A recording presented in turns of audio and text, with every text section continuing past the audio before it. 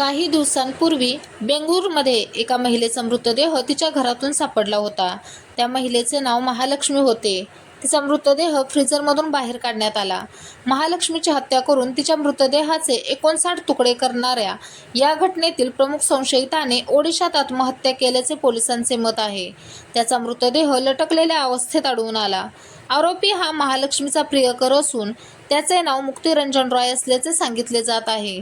पोलिसांनी याला दुजोरा दिला असून मुक्ती रंजन रॉय याचा मृतदेह ओडिशातील भद्रक जिल्ह्यातील धुसुरी पोलीस ठाण्याअंतर्गत एका गावात सापडल्याचे सांगितले.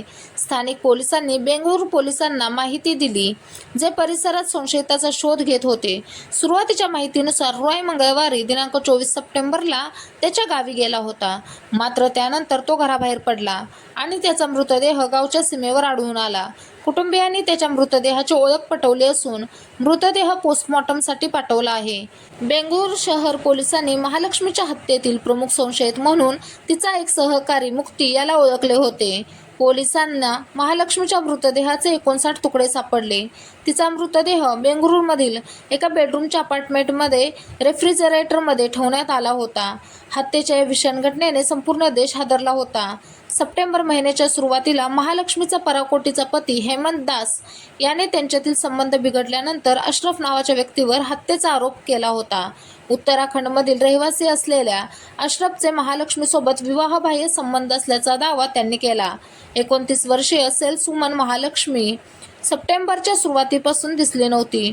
शेजाऱ्यांनी घरातून दुर्गंध येत असल्याची तक्रार केल्यानंतर 21 सप्टेंबर रोजी तिचा मृतदेह कुजलेल्या अवस्थेत अपार्टमेंटच्या रेफ्रिजरेटरमध्ये सापडला होता. पोलिसांनी दिलेल्या माहितीनुसार सुमारे 20 दिवसांपूर्वी म्हणजेच 2 ते 3 सप्टेंबर दरम्यान हा खून झाल्याचा पोलिसांचा दावा आहे. पोलिसांनी दिलेल्या माहितीनुसार महालक्ष्मीच्या हत्येत एका अनोळखी व्यक्तीचा हात आहे. तो गूढ पुरुष महालक्ष्मीच्या घरी वारंवार येत असे. या धक्कादायक घटनेनंतर सोशल मीडियावर पुन्हा एकदा जुन्या फ्रीज आणि खून प्रकरणाची चर्चा सुरू झाली आहे. फ्रीजमध्ये मृतदेह सापडल्याची एक घटना मध्य प्रदेशातील जबलपूरमध्ये समोर आली आहे, तर दुसरी घटना महाराष्ट्रातील मुंबईतही समोर आली आहे. महालक्ष्मी गेल्या 9 महिन्यांपासून पती हेमंत दासपासून वेगळी राहत होती. आता या प्रकरणी मृत महिलेचे पती हेमंत दास यांनी मोठा दावा केला आहे.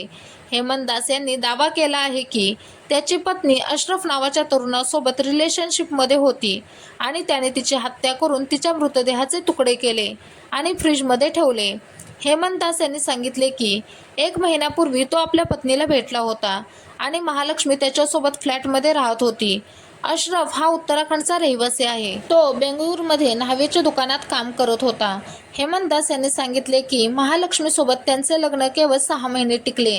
यानंतर दोघे वेगळे राहू लागले. यानंतर महालक्ष्मीने त्यांच्या विरोधात तक्रार दाखल केली आणि बेंगळुरूला येणे बंद केले. अशरफचे आणि महालक्ष्मीचे अवैध संबंध होते.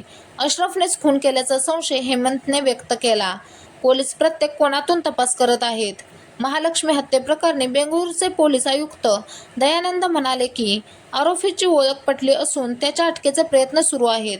मात्र पोलिसांनी आरोपींची ओळख सांगण्यास नकार दिला. मात्र आरोपी हा बाहेरचा असून त्याच्याबाबत आपण जास्त माहिती देऊ शकत नाही, असे त्यांनी सांगितले. व्हिडिओ आवडल्यास लाईक, शेअर, सबस्क्राईब करायला विसरू नका.